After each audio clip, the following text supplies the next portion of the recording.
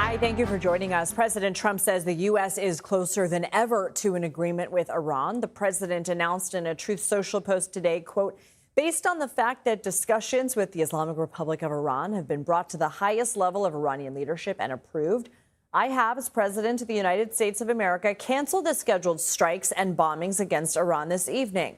Discussions and final points have been in both concept and great detail approved by all parties involved.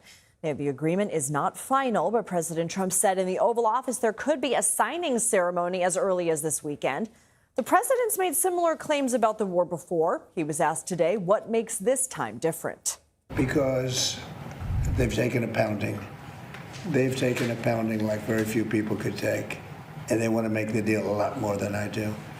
And we could have had it done the other way, I guess, but it would have taken longer.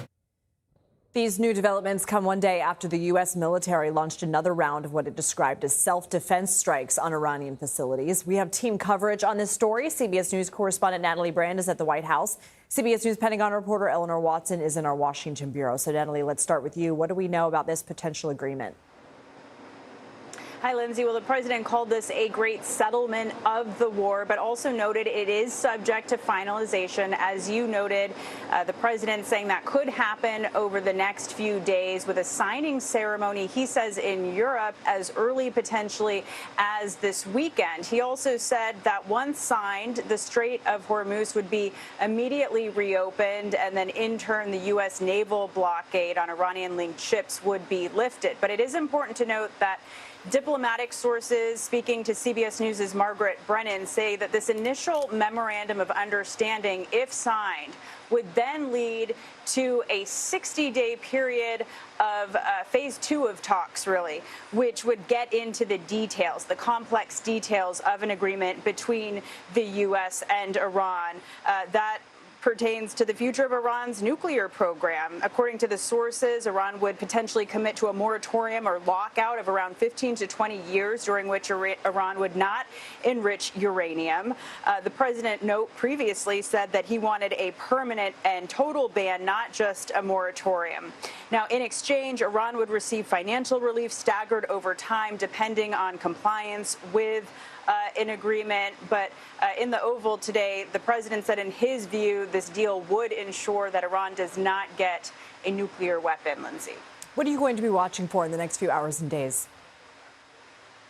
So we'll be closely watching it in the next couple of days if this signing agreement comes to fruition. He says if it happens this weekend, then he would send the vice president, J.D. Vance. Of course, the president has this big UFC fight here at the White House on Sunday. And then, that kicks off. If that happens, there's this really complicated next phase of technical talks that are going to go on for a couple of months, and sources telling Margaret that the time period could even be extended, depending on how these talks go. And already, Lindsay, some lawmakers over on Capitol Hill are signaling that they want oversight or review of a potential nuclear agreement with Iran. Notably, Trump ally Lindsey Graham says that an agreement reached with Iran on nuclear issues must be presented to Congress for review and approval. Lindsay.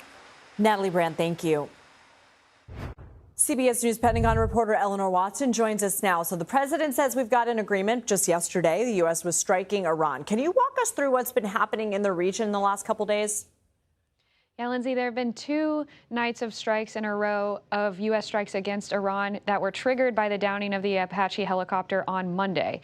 The strikes have been bigger than the usual tit-for-tat violations of the ceasefire we've seen over the past 2 months. Last night's strikes, according to the military, hit across Iran, hitting targets like surveillance capabilities, communication nodes, and air defense systems. The president, as you mentioned, announced another round of strikes for tonight, but called them off just hours later, after he says there is some diplomatic progress towards actually ending the war.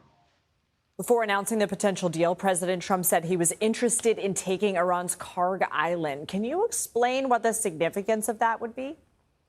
This is a renewed threat from President Trump. He's talked about this before, and that's because Kharg Island is key to Iran's economy. It's where 90% of Iran's oil exports flow through. The U.S. has hit military targets on Kharg Island before, but has stayed away from attacking any of the oil infrastructure.